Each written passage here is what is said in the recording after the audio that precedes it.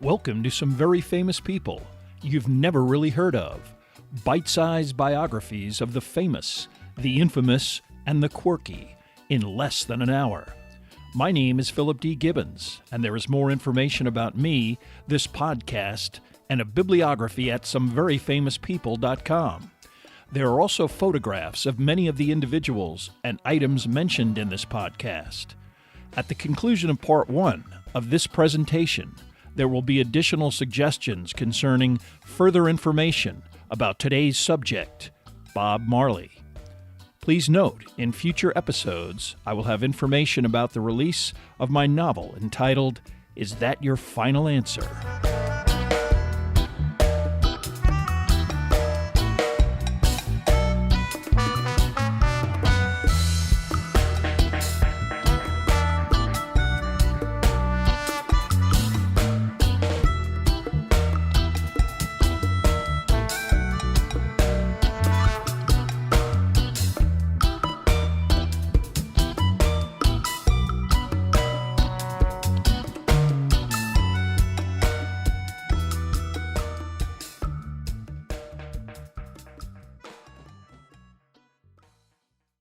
Now let's get started with our story. The music of Bob Marley is universally recognized as a unique body of work produced by one of the most monumental artists of the 20th century, and Marley's fame and stature has grown exponentially since his premature death in 1981. Today, his instantly recognizable portrait adorning clothing and artwork symbolizes a blissed-out, carefree lifestyle. But Marley's brief life was notably impacted by childhood neglect, third world poverty, urban violence, and the strife of Jamaican politics that eventually forced him to live in exile in the UK. His Rastafarian beliefs also compromised his health, and his death from cancer was directly attributed to his refusal to implement treatment which might have saved his life, but clashed with his strongly held spirituality. Robert Nesta Marley was born in 9 Mile, Jamaica on February 6, 1945, to Cedella Editha Malcolm and Norval Sinclair Marley. Marley's mother, a Jamaican of African descent, was 18 years old. His father, a Caucasian of British ancestry, was 60. Although Norval Marley has been described as a sea captain, British Army officer, and even quartermaster, he was in fact a laborer and construction supervisor who never saw military action. He lived and worked in Britain, Africa, and the Caribbean, and was employed as an overseer of the subdivision of the rural area around 9 Mile in the Jamaican province of St. Anne. At the time of Bob Marley's birth, Jamaica was still a British colony, and 9 Mile had neither electricity or running water. Although Norval and Cedella, nicknamed City, were officially married, the relationship ended quickly, and Norval Marley would die in 1955. By the time of his death, he was in dire financial straits, provided very little for his family, and saw them even less. Bob Marley spent his infancy in rural Jamaica, but his biological father did remove him allegedly to a boarding school in Kingston when the child was 5 years old. Actually, Norval instead left him with an elderly woman, and Marley spent the next 2 years essentially abandoned to the streets of the Jamaican capital. When an acquaintance from 9 Mile recognized Bob in Kingston, his mother immediately came and got him. Marley's subsequent childhood in 9 Mile was difficult, his mixed-race identity earning him rejection and derision from both whites and blacks alike. Additionally, his mother was barely eking out a living working in a tiny shop, a situation that eventually prompted her to move to Kingston, 55 miles away. Bob was left with his maternal grandfather, Omeria, a farmer, while City moved in with various family members. The plan was eventually to move Bob to Kingston as soon as possible. During this time period, one of Bob's childhood friends in 9 Mile was 9-year-old Neville O'Reilly Livingston. Neville was nicknamed Bunny, and he eventually became an important part of Marley's musical prominence, but soon left 9 Mile to move to Kingston with his father, Thaddeus Toddy Livingston. Bob's mother was romantically involved with the elder Livingston, another reason for her to move to the capital. She worked mostly as a house cleaner, and in 1957 was able to convince her father to reunite her with her son. Although Marley was enrolled in school, he and his mother would live in various temporary residences until 1959. It was then that her brother, going through a divorce, vacated government housing in the Trenchtown neighborhood in the western area near Kingston. Although Trenchtown was a poor community, the two-story apartment that Sedella occupied was recently built, concrete with shared plumbing and cooking facilities. Highly desirable, it was deluxe accommodation compared to the previously occupied rented shacks or the rural squalor of 9 Mile. Centrally planned with numbered streets, the community contained relatively modern amenities, including sewage and garbage disposal. Bob and his mother would reside at 19 2nd Street. Trenchtown was a difficult environment for any resident, but Bob Marley's mixed-race identity made his early teenage years even more difficult. By necessity, he developed a combative personality with a reputation as a street fighter who was better left alone, earning the nickname of Tough Gong, a Jamaican moniker for a tenacious and insightful individual. He renewed his friendship with Bunny Livingston, the two already focused on music, an interest that was a common denominator in the Trenchtown neighborhood. Because most residents had difficulty finding meaningful employment, music or sports became one of the few legitimate escape routes out of the ghetto. Although intelligent, Bob Marley was a lackadaisical student who permanently dropped out of school at the age of 15. Instead, he decided that his future revolved around his musical ability.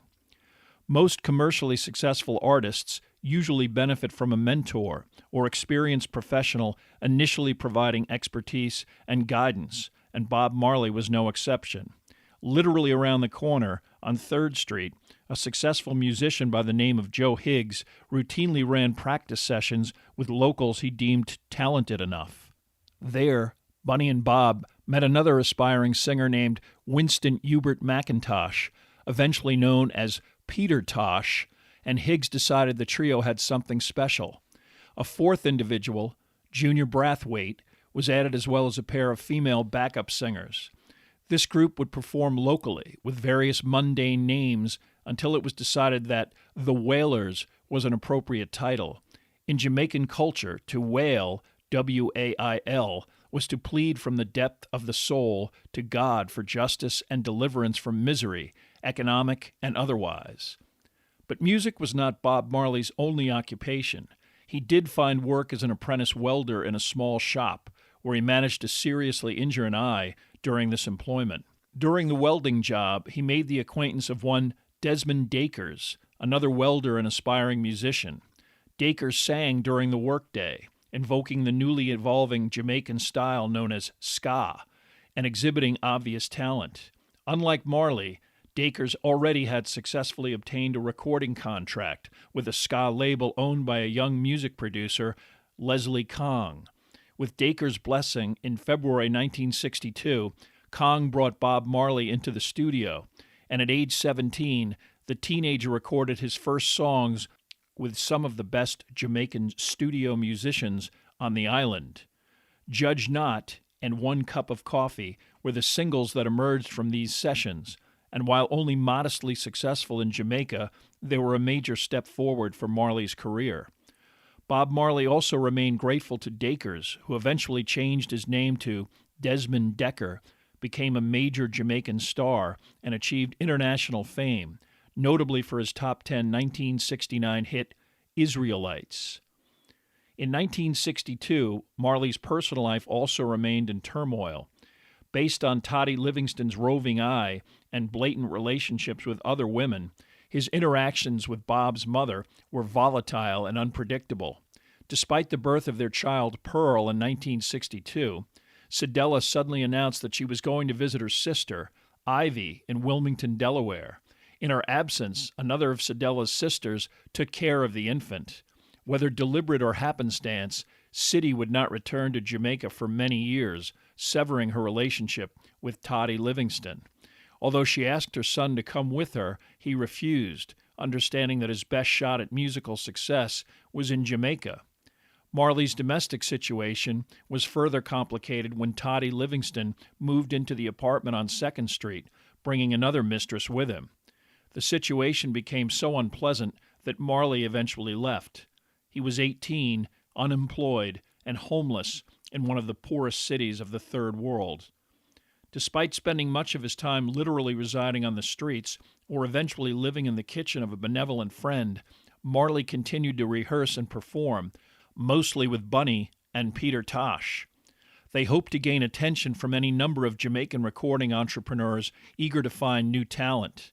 It would be at least a year of additional street life and couch surfing before a break materialized. One of Leslie Kong's competitors, Cox and Dodd, operated an enterprise known as Studio One.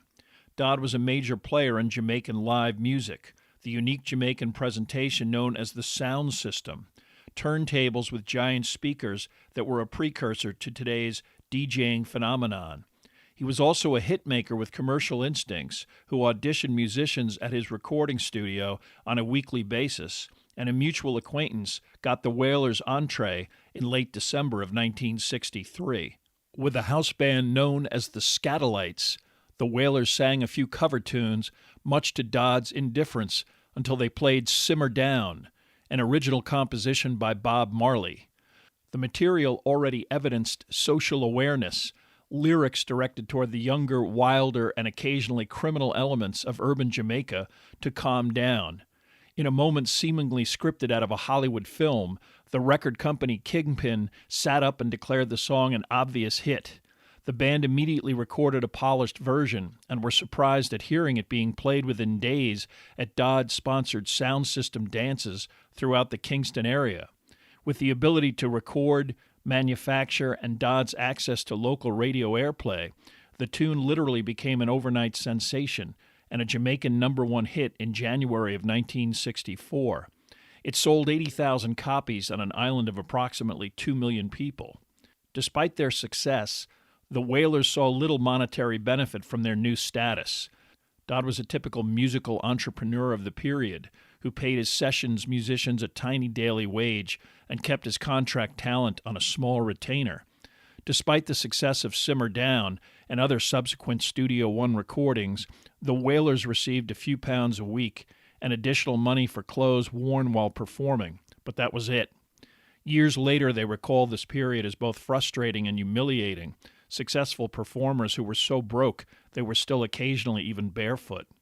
For 2 years, the Wailers habitually occupied the top Jamaican music chart positions, but got absolutely nowhere financially.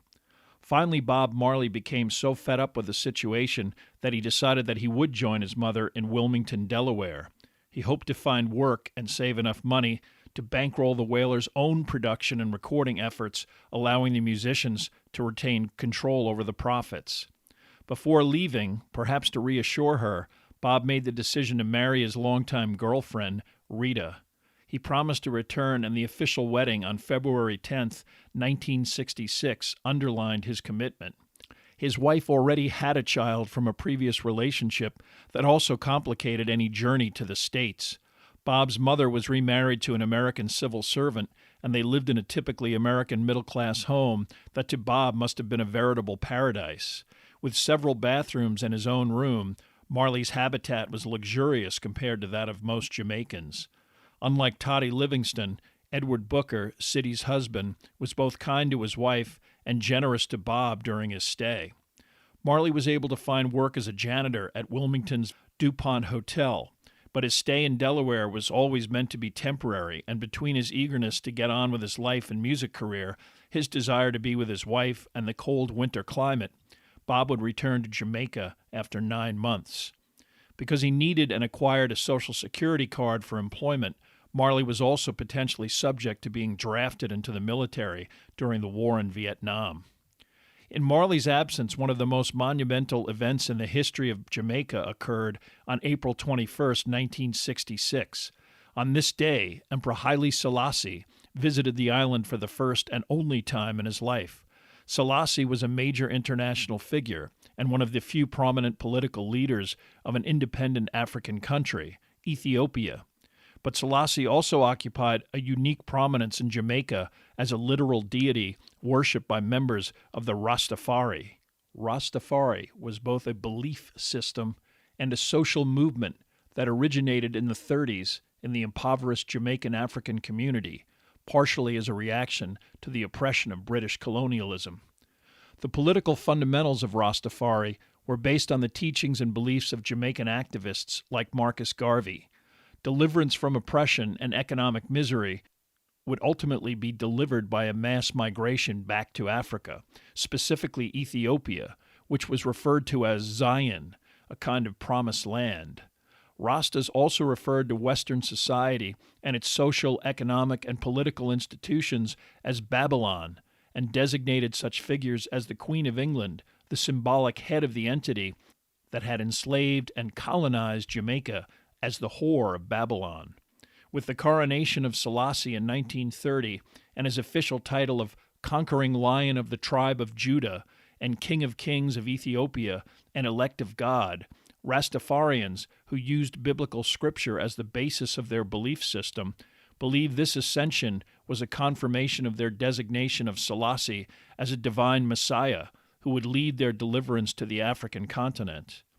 Additionally, Selassie's dynastic House of Solomon claimed to be descended from King Solomon and the Queen of Sheba, further enhancing the emperor's image in the eyes of the biblically insightful Rastafarians, who also maintained that Jesus Christ was a black descendant of Kings David and Solomon. Like most belief systems, Rastafari embodied a code of practices and laws that were unique and foreign to members of the general population. A dietary focus on items that were believed to be naturally healthy proscribed items like alcohol, tobacco, shellfish, pork, and even salt. Marijuana or ganja is a biblically sanctioned sacrament to be smoked or ingested as a religious rite. Physical appearance was governed by a biblical adage of Leviticus, which stated, "They shall not make baldness upon their head, neither shall they shave off the corner of their beard, nor make any cuttings of the flesh." True Rastas would not cut or even comb their hair, leading to the matting which became known as dreadlocks.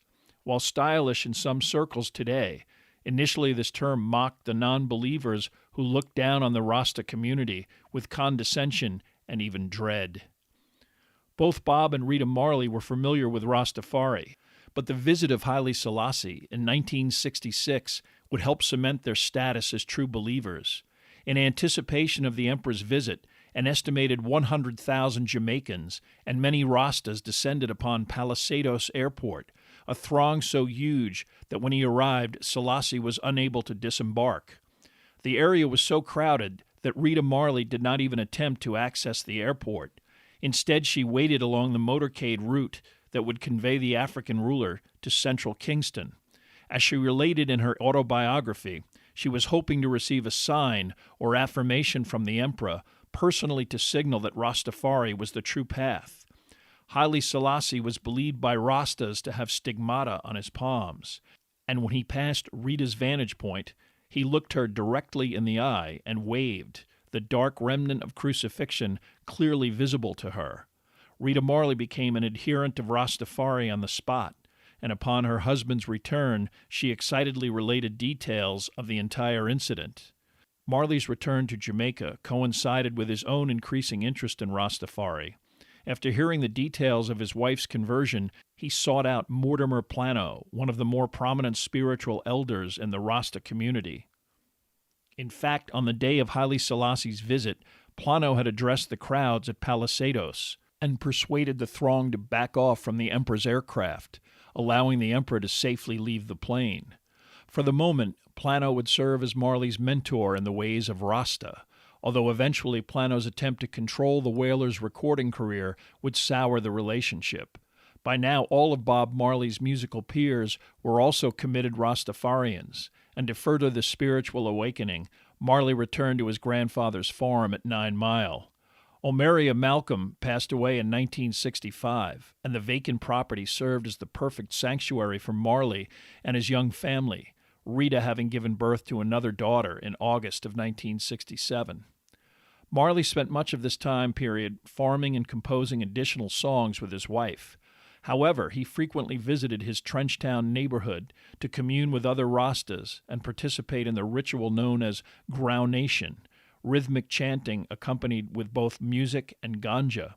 He also continued to record with the Wailers on their own Whale and Soul M label, paying to produce the music himself, but allowing Cox and Dodd distribution rights. Again, this led to Dodd pocketing any receipts from these efforts, all quite successful in Jamaica, the final straw for the Wailers, who severed any further commercial ties with Dodd. Early in 1968, Bob Marley met another pop musician who was a more positive influence on his career. In the late 60s, Johnny Nash was a modestly successful American pop singer and music entrepreneur who had connections to Jamaica. Nash was hoping to adapt the Jamaican style of music, already referred to locally as rock steady and eventually reggae, into mainstream American music, and he and his business partner and manager, Danny Sims, relocated to Kingston. Although black, Sims had connections to the criminal elements of the more traditional pop music business in the 60s, but he and Nash were immediately intrigued by the Wailers and signed them to a recording and publishing contract. Although the Wailer recordings produced for Sims's JAD record label went nowhere, Bob Marley's first major commercial success resulted from his relationship with Johnny Nash. Hold Me Tight featured a reggae beat and made Nash the first American to record a reggae-style top 10 hit outside of Jamaica.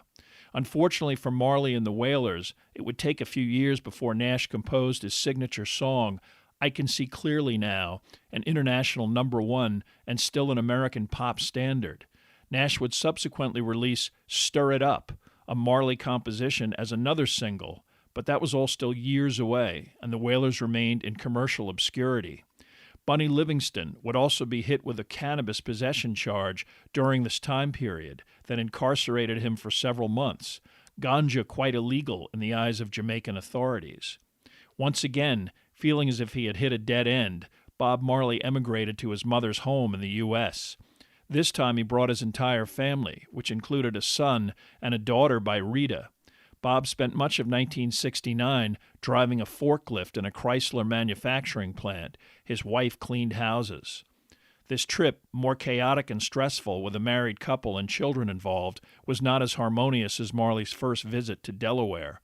Possibly to escape this environment, Marley flew back to Jamaica on his own, Rita and family returning later. The Wailers were about to embark on a business relationship with another accomplished Jamaican producer and eventual reggae legend, Lee Scratch Perry. Perry's work with the Wailers is considered a major stepping stone that would lead to breakout success. He refocused the band, getting rid of any ska brass influence and doo-wop harmony anachronisms. Encouraging lyrics with a broader social relevance, Perry helped build the foundation for what would become the eventual Wailers sound. But Perry was a protege of Cox and Dodd before inevitable disagreement led to the maverick producer striking out on his own. One business practice he retained from his former associate was stiffing talent on money and royalties, behavior that alienated and eventually ended his involvement with the Wailers. For the Wailers, the association was not a total loss. They convinced two of Perry's sessions musicians and rhythm section, Aston and Carlton Barrett, to work with them full-time. After a disastrous 3-month trip to Sweden in 1971 to participate in the Johnny Nash film flop Want So Much to Believe, Bob Marley returned to Jamaica. In his absence, Trenchtown Rock, a song recorded and produced with Scratch Perry in June 1971, dominated the Jamaican music world for much of the rest of the year. But the song differed from the other Wailer Island successes in that it discussed Jamaicans living an alienated life in one of the poorest neighborhoods in the world. Its opening lyric, "One good thing about music, when it hits you feel no pain," emblematic of music meant to help endure such an existence.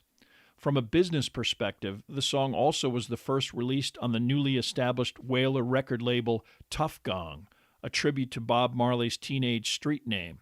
But despite their record label and artistic success, the Wailers remained business novices and perpetually broke. In early 1972, Sims suggested that the Wailers might jumpstart international appeal by relocating to London.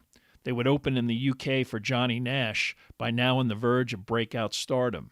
Accounts differ as to what happened next, but the end result was Nash and Sims would contractually part ways with the Wailers to everybody's mutual agreement. Fundamentally, Nash was unhappy with his inability to connect with the predominantly black audiences that were wildly enthusiastic about the Wailers, and Bob Marley was unhappy with his relative obscurity, especially in light of Nash's successes with Marley's own compositions. Left in Britain, without even money to return to Jamaica, and seemingly at another professional dead end, the Wailers finally made the business connection that brought them out of the shadows. Chris Blackwell was an upper-crust, white Jamaican descended from the originators of the prestigious British Cross and Blackwell Food Company. Although he attended Harrow, he returned to Jamaica and in his early 20s dabbled in various business ventures, including the jukebox business.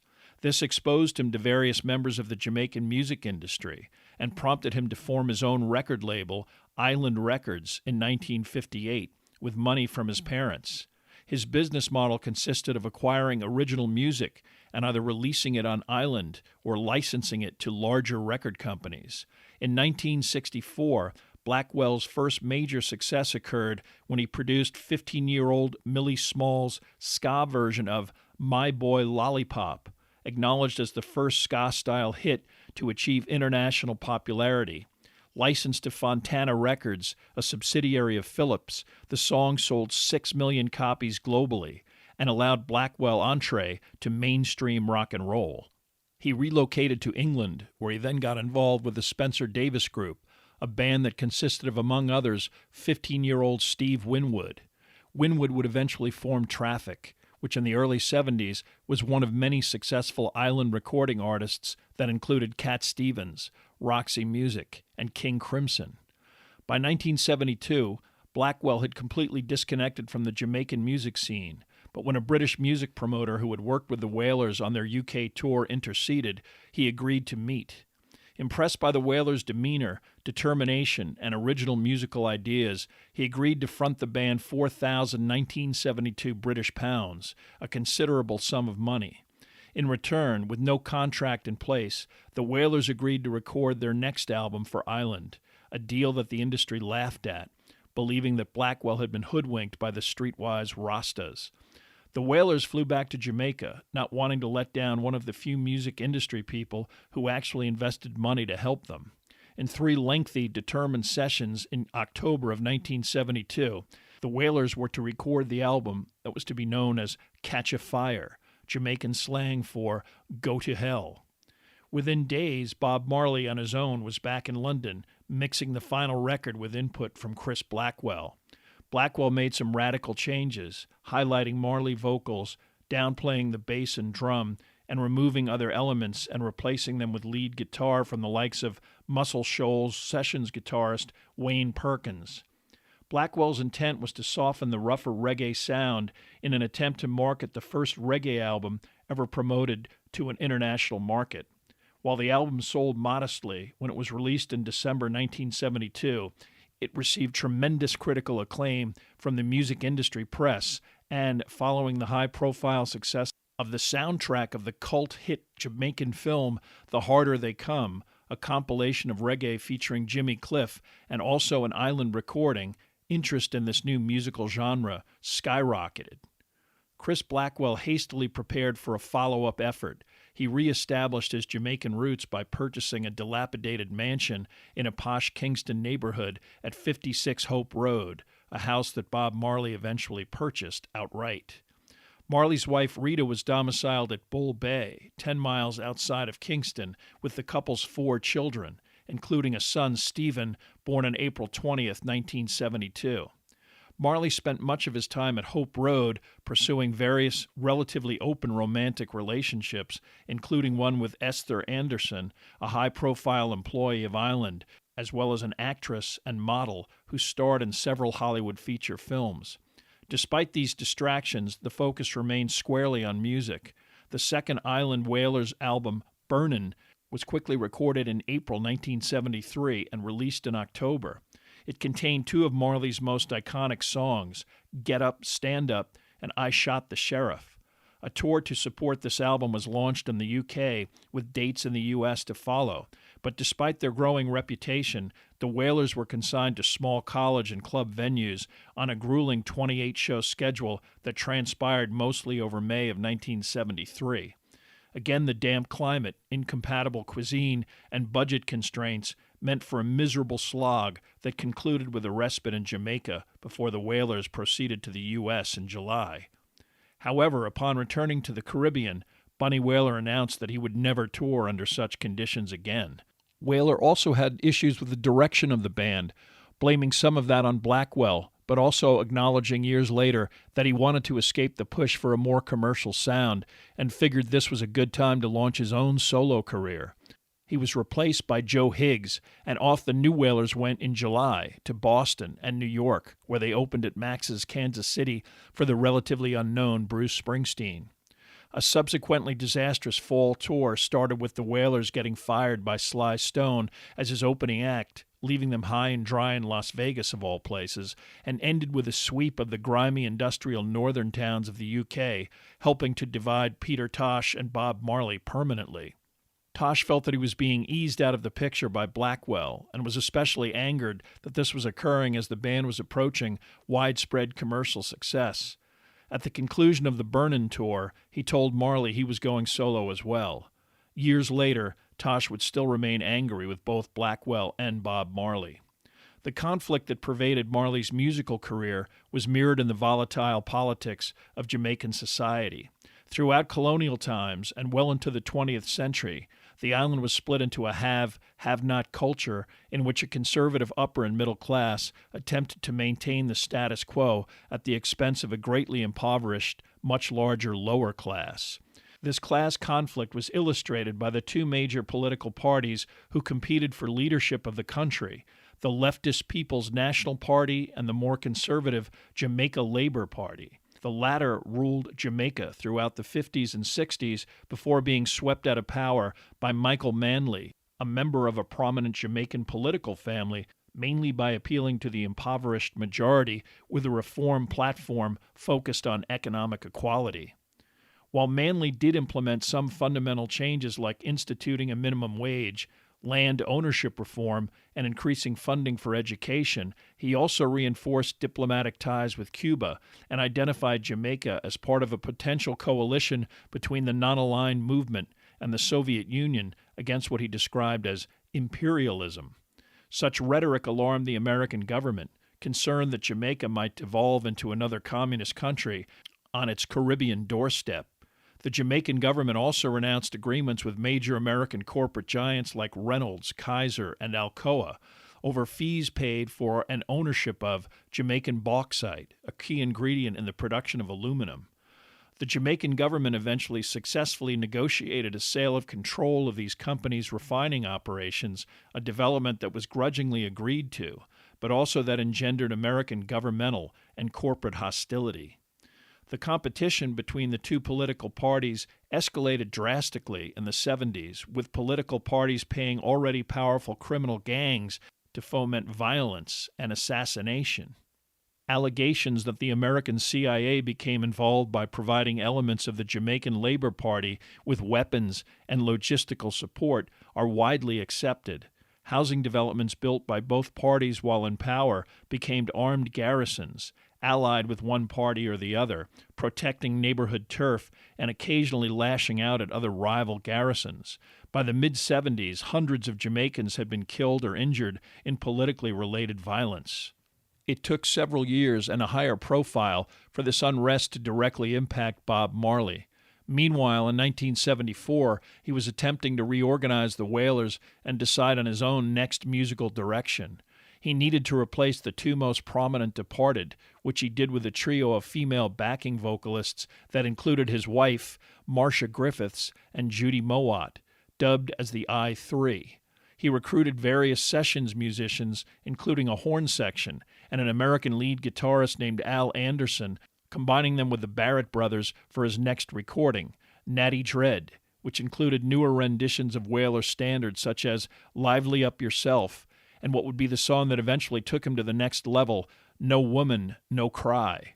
Stylistically, this album established the female backing vocalists who recorded with Bob Marley for the rest of his life. It also began some commercial skullduggery that indicated that Marley had adopted some of the business practices of his associates in the Jamaican music industry. To allow the Wailers and Marley in particular to escape their contract from Danny Sims and sign with Island, Chris Blackwell negotiated a new deal that gave Sims a small percentage of future sales and exclusive future publishing rights to Marley-composed material. To skirt this obligation, Marley began assigning friends and other musicians with songwriting credit for his efforts, cutting Sims' company out of the publishing rights, a short-term solution with eventually major implications. 1974 provided another milestone from an unlikely source. Eric Clapton emerged from 3 years of heroin addiction and transported several hand-picked musicians to the Miami, Florida area to record a comeback album. He also hired local sessions guitarist George Terry, who was a devotee of Jamaican reggae and Bob Marley music in particular. Terry convinced Clapton, who wasn't crazy about the idea, to record I Shot the Sheriff. The virtuoso guitarist agreed, only after giving the song a much lighter, poppier rendition. Released in June of 1974, the song became and remains Clapton's only #1 single of his career. It also brought the music of Bob Marley to the attention of a larger, more mainstream audience around the world.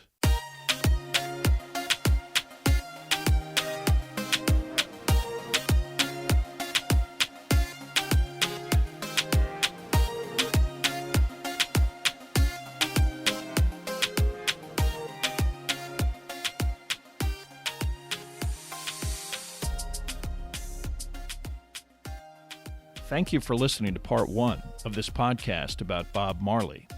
Much of the information for this podcast came from the books Catch a Fire by Timothy White, So Much Things to Say, The Oral History of Bob Marley by Roger Steffens, Bob Marley, A Life by Gary Steckles, and Bob Marley, Stories Behind the Songs by Maureen Sheridan. There are also additional photographs, bibliographical and musical information at someveryfamouspeople.com. If you have enjoyed this presentation, please like us at our Facebook page, Some Very Famous People, and follow us on Twitter at Philip D. Gibbons. Also rate us on iTunes, and, if you have the time, leave a brief review. A link is provided at the website.